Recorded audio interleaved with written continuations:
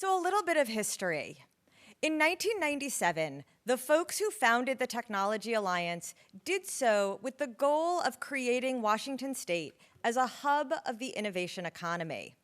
They weren't looking just at Microsoft or that young upstart Amazon, but at Immunex, Boeing, and at companies that hadn't yet been conceived of in areas like climate tech and clean energy.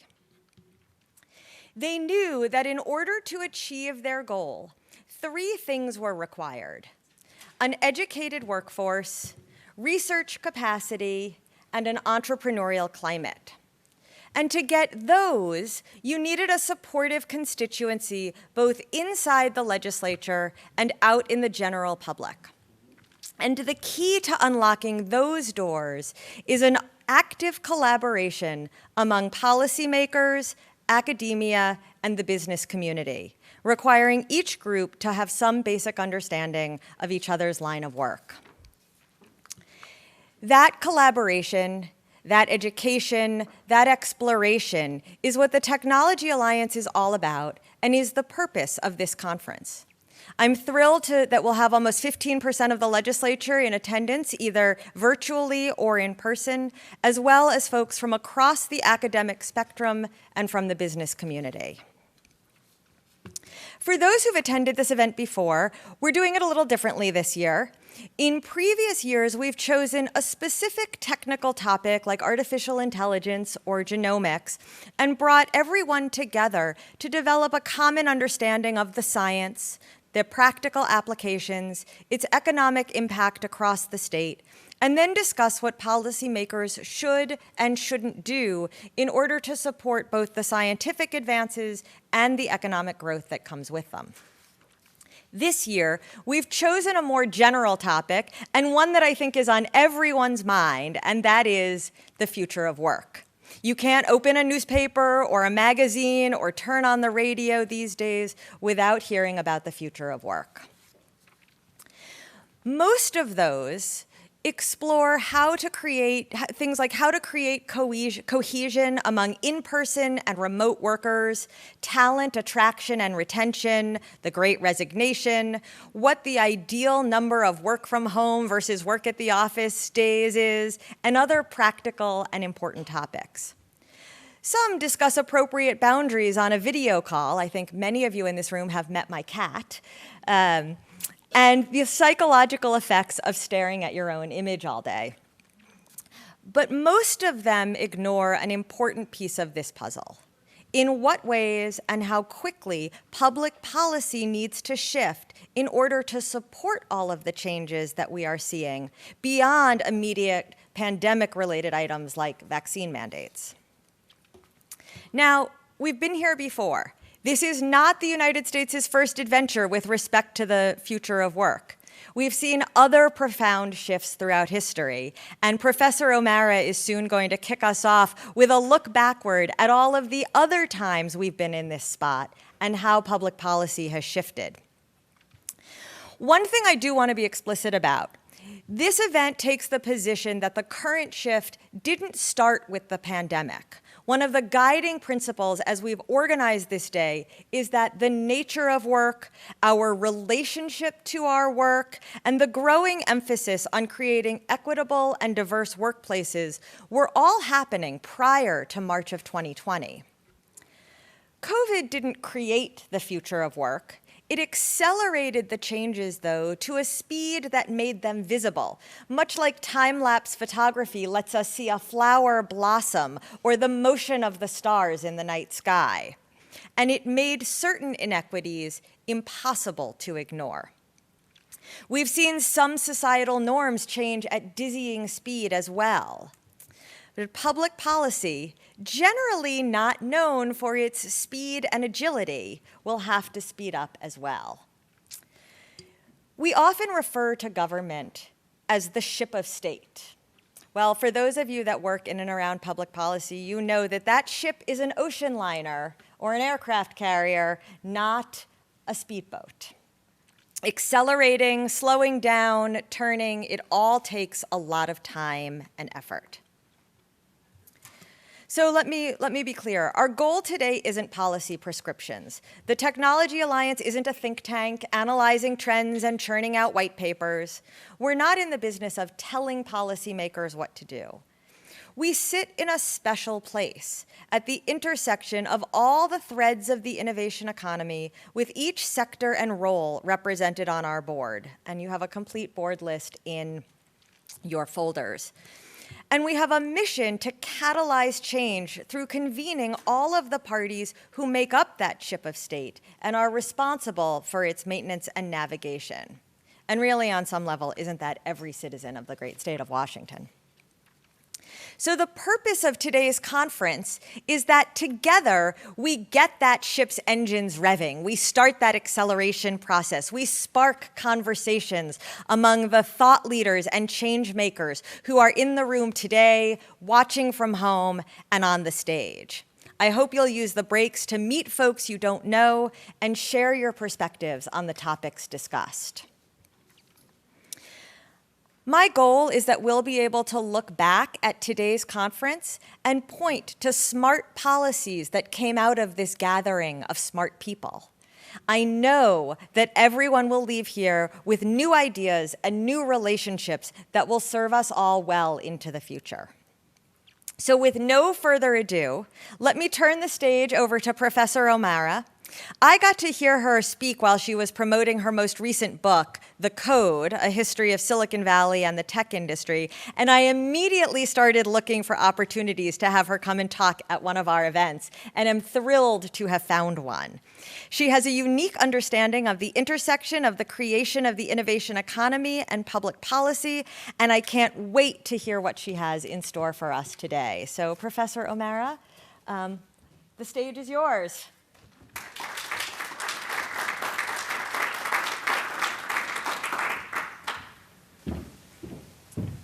Good morning, everyone. I'm caffeinated, and I hope the rest of you all are as well. And it's interesting, as someone who teaches and writes history for a living, to be asked to talk about the future. Historians generally shy away from that. We know the danger. We know what happens in the past when people have made bold predictions that have not come true. It is very hard to track what might happen next. But one of the things that I do talk about a lot, whether I'm talking to my students at UW or I'm talking to business leaders and civic leaders like yourselves, is to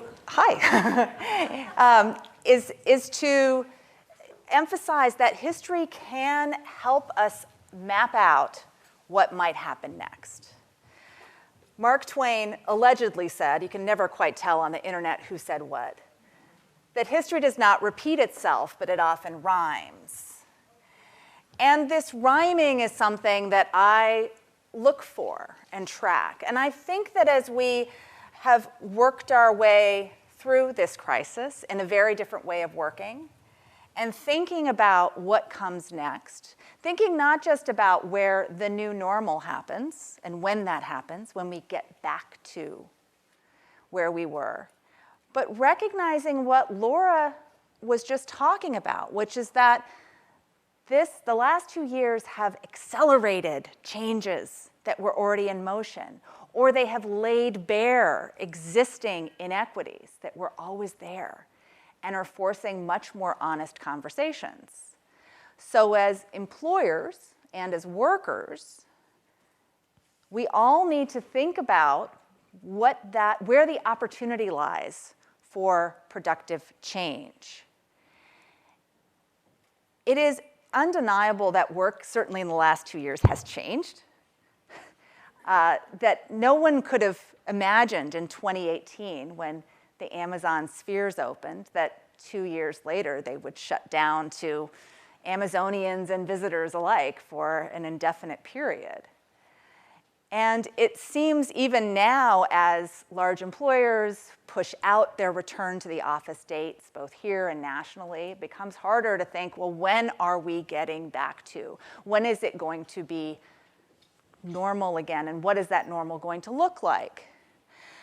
Well, in the 100 years ago, after the flu pandemic of 1918, 1919. You could go to downtown Seattle less than a year after the pandemic finally ebbed, and you could find workers back at their desks, no longer wearing their cloth masks. Things seemed back to normal. The 20s were roaring. Downtown was full of people and cars and all sorts of vehicles. This was the beginning of a fresh start. But things had changed. There were some fundamental ruptures, not just about the collective public health emergency and what mark that left on buildings, including this office, in fact, is a model of ventilation that we should all aim for. But also other ways in which workers themselves had asserted their power, ways in which employers had reorganized the structures of their organizations, the way in which technology was changing work, the way in which demographics were changing work, who did it, how they did it, where and when. The secretaries in this photograph are occupying jobs that 50 years earlier didn't really exist. Being a typist didn't exist before the typewriter. But the notion of white-collar work itself is something that was invented and created. So what I want to talk about today is look backward, look at these earlier moments of past rupture, disruption, acceleration, and examine them and as examples for maybe giving us some sort of template, some rhyming template for where we might go next. What are the catalysts of change? What are the things that change work? What is the what? What is the rupture? And oftentimes there is a crisis. A crisis kind of kicks things into gear. Who benefits from those changes, which is a really critical question when it comes to these economic relationships of work. Is it the employer? Is it the worker? Is it the customer? Who is changed and who is changed in what way? And then this bigger question, which I think all of the people in this room and watching are grappling with, which is how can change make work better? We all agree there are things about the way that work in this state, in this country, particularly, and including and especially work in the technology industry, which encompasses a wide range of jobs at a lot of different income and skill levels. There were things that could have been better, could have been fixed, that we were trying to improve. So how can we take a really serious look at this new landscape and say, where is the opportunity? And how can we make sure that people are not disadvantaged by a new normal in ways that we might not anticipate? But how can we be mindful of the range of worker experiences? How can we be mindful of the range of businesses and business leaders and what the business priorities are, the needs of different parts of our high-tech economy to make that change better, not just a new version of the old problems? So crises indeed do disrupt, accelerate, form, and work is often transformed in the wake of global crises. Perhaps the most large-scale global pandemic in human history was the Black Death of the 14th century, in which somewhere between 75 and 200 million people died in the global population. That's about 30 to 40% of the entire population of Great Britain. And this was an enormous disruption to the prevailing mode of work in terms of numbers, which was feudalism. And there is evidence that after, economic historians have analyzed what happens after the Black Death when you have an enormous die-off of so much of the population. Well, the remaining workers have more power, and they assert it. And even in the economic model of feudalism, which, mind you, we've moved beyond that, but there are the people in charge had to make accommodations in order to get things done. There are changes in the way that technology is incorporated into work, the way in which wages and paid work, either in money or other forms of capital, are accumulated by workers, and there is a gradual shift.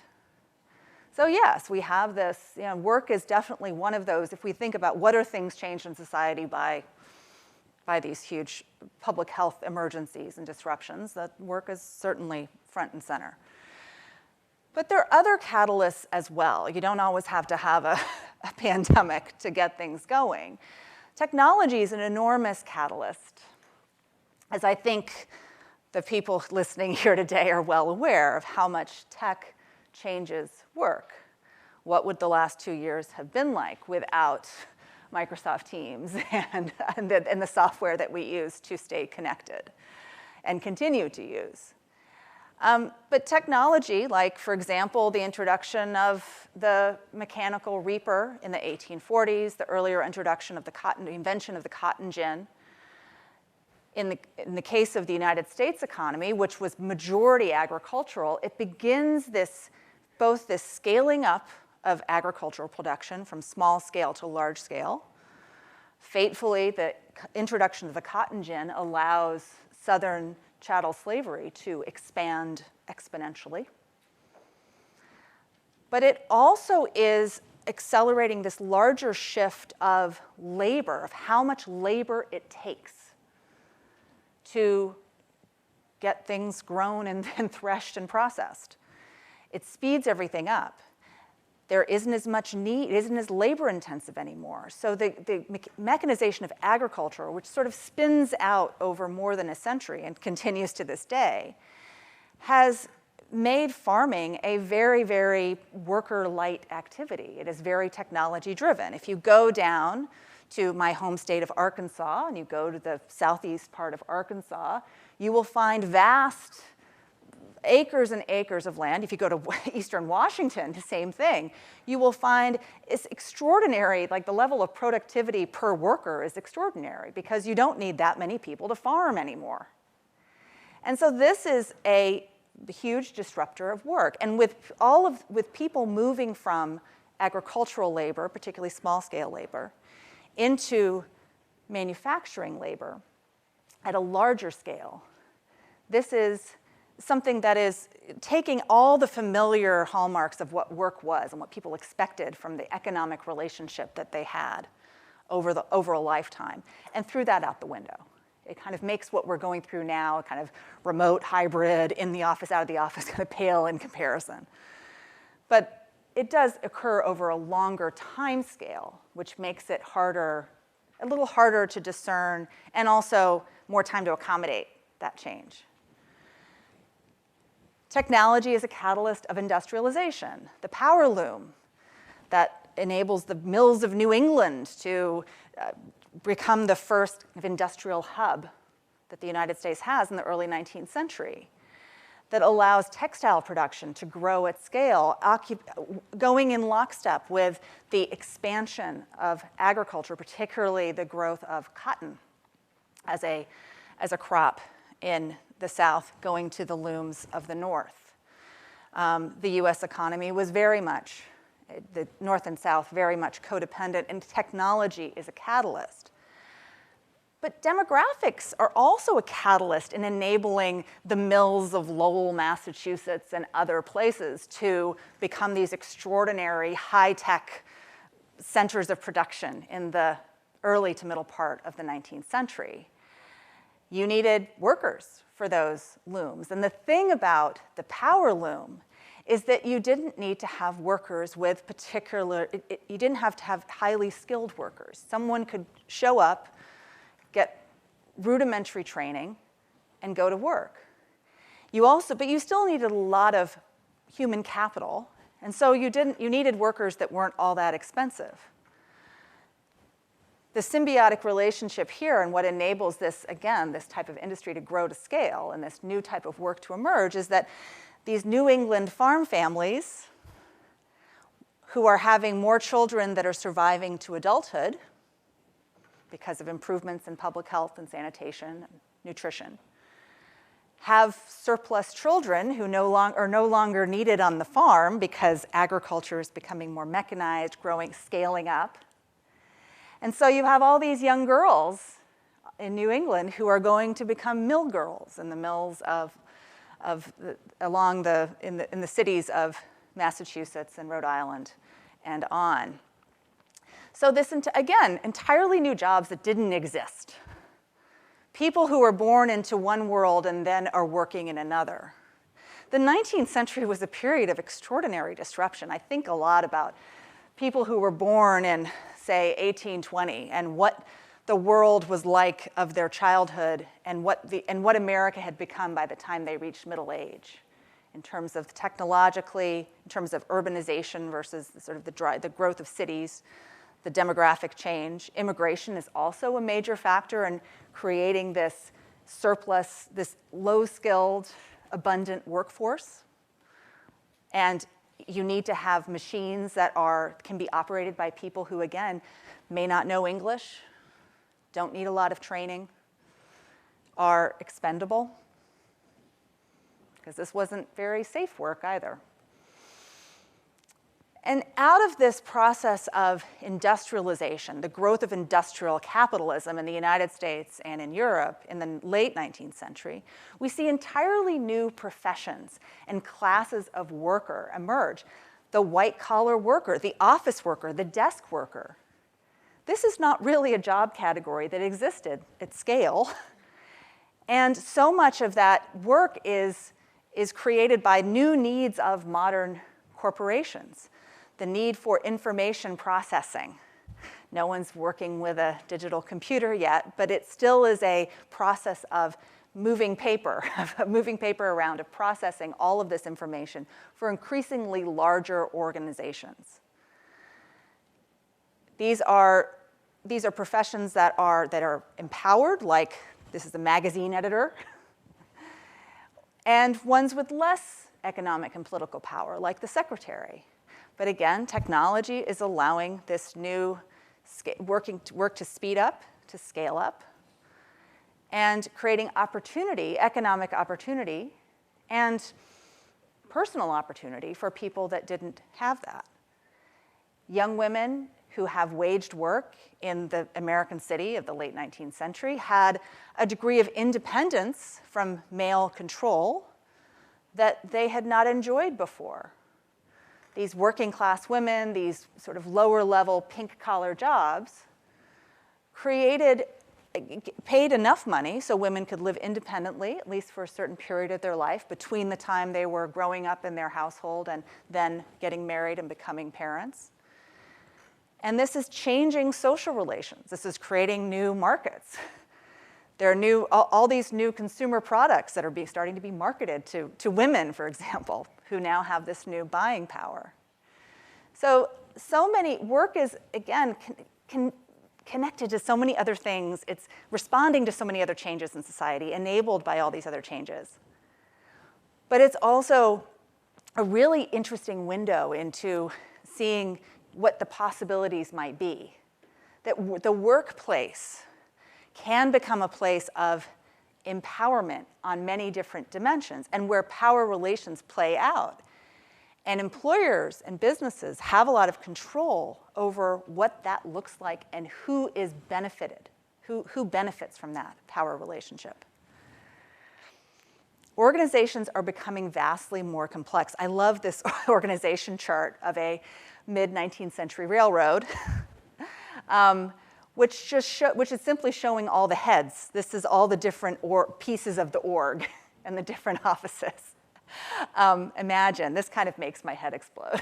but this level of complexity, again, think about the American born in the first part of the 19th century who by the time they're reaching their working adulthood, you suddenly are going from everything being at a very small, highly localized scale to these massive things, and how the managers and the executives and the people leading these companies have to reckon with, all right, how do we classify this? How do we make sense of this incredible complexity? How do we make order out of disorder?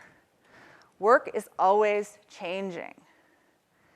It's maybe not changing as quickly, more quickly sometimes, more slowly other times. It's always changing. This is another favorite print of mine. This is a kind of a depiction of the Montgomery Ward busy beehive. I think about this a lot when I think about an Amazon fulfillment center. But there's, again, this sort of wrestling with the complexity of delivering goods at scale. That's the other thing that's happening in the 19th century, is that markets are going from being intensely local and regional to becoming national and international. Flows of capital become international. Markets become national. A farmer in eastern Washington is putting their grain on a train and sending it to Chicago. And that what they're getting paid for that depends on what some commodities broker in Chicago thinks it's worth. And what they have to pay to ship it depends on what the railroad is going to charge them. And so suddenly independent economic actors who were used to setting the terms of their own economic futures. They were independent entrepreneurs. They were farmers who didn't answer to anyone. They didn't have bosses. They were all hustlers. Everyone was their own gig worker, so to speak. And suddenly you're now part of these larger systems, and you don't have a lot of control and a lot of choice. This helps us understand why in the late 19th century, in the Great Plains, in the far west, including in our state, you have a very robust populist party that grows from the small towns and the farms of these regions that have been adversely affected by the new consolidation of capital and the fact that they no longer have the economic autonomy and choice they used to have. And they rail against the bankers, they rail against the powerful people far away who are dictating the terms of their economic lives. Political turmoil comes along with all of these changes in the nature of work. Management becomes a science by the late 19th and early 20th century. Again, it's the building the airplane while in flight, right? Which is what we're always doing to some degree. But again, trying to somehow build some control into what seems like a chaotic situation is a hallmark of this late 19th century, early 20th century American workplace. You have management gurus like Frederick Winslow Taylor, whose superfan was Henry Ford, among other people, who is thinking about how every movement a worker makes on the assembly line can be maximized for productivity, who's thinking about how can employers do something about this terrible churn they have in the labor force because jobs were terrible and people left. And Ford takes Taylor's principles to heart and among other things, institutes the $5 day in 1914, doubling the daily wages of his workers. Not all of it comes in cash. It also comes with some strings attached because it's Henry Ford, who had ideas about how society should work. You had to have a certain standard of housing and hygiene and all these things along with it to get that nice fat paycheck. But it is something that serves to catalyze a rise in wages. It is something that also slows down the churn in the Ford factories. But it also is not something done with worker empowerment and autonomy in mind. And it doesn't ultimately do what Ford hopes it will do, which is stave off unionization. Detroit, by the 1930s, thanks to Franklin Roosevelt's administration strongly backing the right of workers to organize, becomes a union town, even though the major employers for decades had resisted that and tried to find other ways to keep workers happy. Work can empower. So one of the things we see in the 19th century as industrial capitalism scales up, that factories become massive, that workers suddenly are working together by the hundreds or thousands in one place, is that they are able to organize and push back against their employers.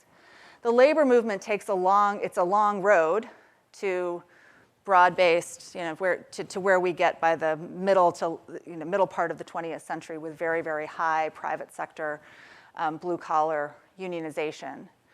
But here's the first Labor Day in 1882 in New York, the first Labor Day parade. Workers, again, people who are asserting their rights and their citizenship and their Americanness because of their worker status, that they are seeing themselves as workers and Americans together.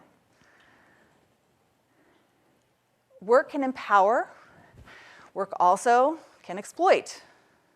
The sweatshops of early 20th century New York City become this, rightly so, a symbol of the intense exploitation of a disempowered workforce, of workers who in so many ways do not have power to fight back.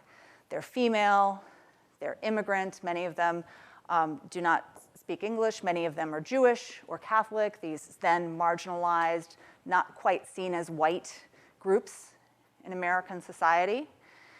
This exploitation happens in a factory setting. It also happens with piecework at home, and where here's immigrants in a tenement. This is a Jacob Riis photograph, as you might imagine, taking piecework at home out of with absolutely no labor standards in place. This excessive exploitation is a catalyst, however, for change, not just for workers fighting back, but also for a broader political momentum, including solidarity and support from people who are not the immigrant working class. That something has to change about labor standards. There have to be protections to keep this intense exploitation from happening. And of course, one catalyst, again, crises can disrupt, catalyze, accelerate, is the tragic Triangle Fire of 1911, in which hundreds of these young immigrant garment workers perished when their high-rise factory caught on fire in Lower Manhattan. A tragedy that was significant not only because of its scope, but also because it happened in New York City, and it was very easy for the newspaper photographers to go and document the entire thing. Having eyes on a crime can catalyze change in the way that things could not otherwise have. I think that's something we're seeing quite vividly in this current social media era where horror can be documented when it once was kept hidden. Workers assert their power after crisis. If we map back and look at moments in the United States of peaks of 20th century labor activism, for example, one example, it happens after war, after pandemic and war. In the case of 1919, when the Seattle general strike, when 60,000 workers in our city of about 300,000 walked off the job. One of many mass labor actions that year. And it's significant. It's happening after a period in which all of the presumptions about the way the world works have been thrown out the window. There's been war. The US is engaging and intervening and sending troops into a European war. Some of these workers themselves were veterans, asserting their citizenship, understanding themselves as Americans who have rights in a way that they hadn't before. There's also the pandemic itself, the mass death, the many, many millions died, and especially young people of working age, children, who were hit hardest by the flu. So that scrambling of expectations, that disruption of the regular economic business, creates space for workers to push back and fight, not only to reimagine their jobs, but to, in the case of the Wobblies and the labor radicals who led the Seattle general strike, to push back against capitalism itself. Similar thing happens in the Great Depression. You see a wave of strikes, of labor activism, of union drives, including the Flint sit-down strike in 1937, which again makes headlines, drags on for weeks, months. They're asserting their power during and after crisis. Crisis, which in the case of Detroit was mass layoffs, shuttered factories, a consolidation of the industry where small car companies went out of business and the big three rose. That churn creates gets people to question, what am I doing for a living, and what can I fight for something better? Similar thing right after World War II. Huge wave of strikes. Returning veterans, people who've been working in defense work. The economy is contracting after the wartime mobilization swells it, and workers are pushing back. Employers have responded in a number of ways. Employers long have tried to build worker loyalty, recruitment, retention by making work more than work. Work is a family, and this is something that's been particularly pronounced in white-collar industries since the 19th century. But it also is a tool used by those with large blue-collar workforces, whether in manufacturing or service jobs, to try and mitigate this, make people happier so that they'll stick around and be more productive workers. If you have this is the US Steel plant in Utah. I love this picture just especially because you get the mountains in the background. It's very, you have your job has a softball team. You're playing at work, making work more than just work so that people will feel a sense of loyalty and a loyalty to their employer. Again, this is all about power dynamics too. So the drivers of change are not just one thing. Technology is extremely important. We can't discount how much that is pushing and reshaping the nature of the workplace across all classes, across all sectors. And the technology products that are produced by companies in this region, in this state, have been essential, transformative.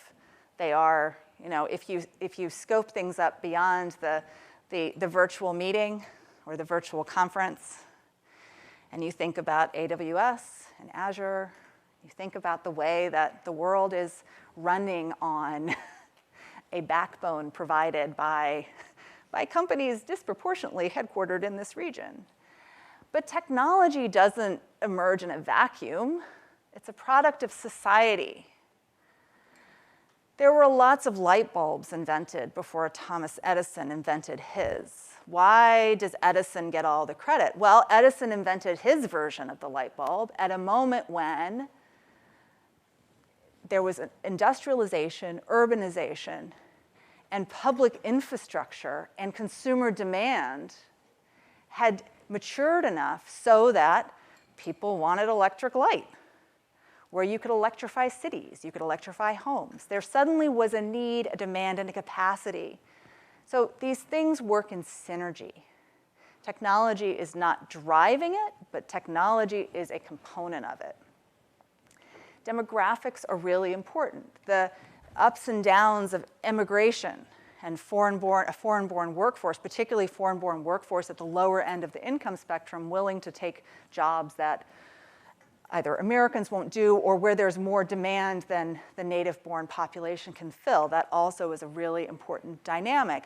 But so too is the age cohort, gender, race, class, other ways in which people are coming into a workplace with a life experience, with an identity that is affecting the way, not only how they work and how they understand their place in the workplace, but also how much power they have at work.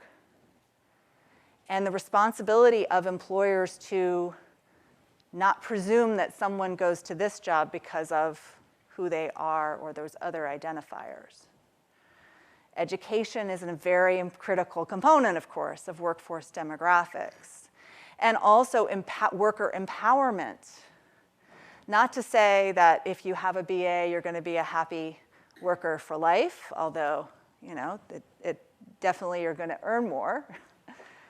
But it is the correlation between how much power one has as a worker and autonomy you have to move if you don't like your job. There's a strong correlation with education levels. And so it's ultimately about economic power. It's a question of the work is about an economic relationship between human beings. And who has that power? and finding the right balance between worker and employer. Not that everyone sort of marches arm in arm into the sunset, but to find ways to properly negotiate this that meets the goals of business and also meets the needs and recognizes the humanity of the workers, whatever they're doing, whether they're a software engineer or they're working in a warehouse or any point in between. So this brings us up to more of the present, our tech world, and how technology, particularly digital technologies, computer hardware and software, has and is transforming work, and what the responsibility of industries in the tech sector broadly defined, or technology and software-enabled industries, which is pretty much everything. Software indeed has eaten the world. How does that track with this change in work and disruptions in work? Well, one of the really interesting things to me in the last 2 years has been thinking about how our sort of mass, forcing everyone to go home and get on their computer and work remotely, is finally, 40 plus years later, the fulfillment of a prophecy that had been made for since the first personal computer arrived on a few early adopters' desks in the late 70s and early 80s. So I love this. I love this piece of this primary source here. This is one of a little flurry of early 80s pieces that are talking about how computers and the arrival of desktop computers, then connected not by the internet but by modem, by your phone line. This is before the commercialization of the internet, of course. But there were bold predictions made that once everyone had computers at home, guess what? Families could just stop going to school or going to work, and everyone could work at home in the electronic cottage. The proponent of this, and this person who coined this phrase, was Alvin Toffler, who might be a name familiar to you, futurist, author of books like Future Shock, which was published in 1970. And I actually don't remember, well, it's a very long book. I've read it so you don't have to, but it's really interesting to look at the sorts of things he was predicting back then, and also in subsequent books that he published in 1980 and 1990, and how much kind of what did come to pass and what didn't. But he does acknowledge, presents this vision of a new way of working that is home-based, that is community-based, that was very communitarian, making the argument that with parents and children all working and learning from home, that they would become more connected to their local neighborhoods and their communities, and civic life would flourish again, and everyone would happily march into the sunset. Well, I think all of us probably got to know the streets around our homes really, really well in the first weeks and months of the pandemic, particularly dog owners. But did we see the civic flourishing that Toffler predicted? Maybe yes, maybe no. But what's so interesting is this is 1980. And despite these predictions, despite the mass adoption of personal computing and computing in the workplace, offices continued to look in the computer age for a while a lot like they looked in the pre-computer age. That we didn't work from home. We kept on going to the office, that these digital technologies did not liberate us to think about work in a fundamentally different way that was more closely knit to home, family, and community. Why is that? Well, part of the answer is technology is not the only thing that's a catalyst for change. When surveys were made of remote workers over the 80s and 90s, including after widespread internet access was leading a new generation of dot-com era futurists to predict that everyone was just going to move away from cities and go live in a cabin in Montana and just dial in. There was remarkably little uptake in this truly remote worker. But there has been an increasing number, and one of the things that is clear is that, the pandemic made clear there are people who were working from home before COVID, a lot. And gradually there had been more and more adoption. But there had been managerial resistance, was something that both managers and employees cited again and again as why they didn't work from home all the time. That these old ideas about organizational management, which had their origins in the 19th century, revved in the 20th century, in kind of the era of Alfred P. Sloan and, and et al., were still, face-to-face work, in-person work, FaceTime was considered to be preeminent. Now, I think we all appreciate FaceTime more than we did, not FaceTime, the Apple FaceTime, but real FaceTime, than we did 2 years ago. I know I do. I'm so excited to be in a room with you guys, right? It's really great. You can't replicate that. But this all or nothing approach, I think we have a more nuanced appreciation, which I think makes this return to work so difficult. So, what have employers done to keep workers coming into the office when the digital world doesn't mean that they have to? They make work more than work. You have the softball teams at US Steel. Then you have the climbing walls and the massage rooms and the free food at Google and other tech workplaces. And tech definitely was, interestingly, for a sector that built all the things that enabled remote work, the tech industry has been very, very, very, sort of felt that in-person work was a really critical part of its culture and a secret to its success. I think that the pandemic changed that, challenged that, not only practically in terms of workers saying, nope, I'm not going to come in 5 days, but also the tech sector's had a pretty good couple of years. Turns out working remotely hasn't adversely affected the bottom line all that much. Now, there are other things going on too, but it's really interesting that, say, a company like Amazon, which has been very, very office-centric and Seattle-centric for a long time, right? Everyone for a while had to be here. Is shifting in response. This is massive, massive change. And also workers have been asserting their power, not just blue-collar workers, but white-collar tech workers too, which is, let me tell you, as someone who's in the business of usually standing in front of people saying, we've seen this before, we haven't seen this before, not in tech, not white-collar workers. We've seen blue-collar tech workers trying to unionize, and not get very far. But we haven't seen this. People, if they're unhappy, they usually just switch companies. So this is a real, again, crisis is getting workers to rethink. It's just like 1919 and 1946. It's a similar thing. So what comes next? Where do we go here? Well, after this intermission, which is kind of a long intermission, where do we go next? Well, I think the better question that I'd like to leave you guys with is the question of who comes next? Who is the workplace for? Who is going to benefit from this change? And how can this disruption prompt us to bravely reimagine the way that we work? Going beyond, should we be remote, should we be in person, I don't know, but thinking about who are we supporting? Who is going to be part of this workplace, and not only part of it, but setting the terms for what it looks like, for what work looks like. Who comes next? Ada, Development Academy, I gotcha.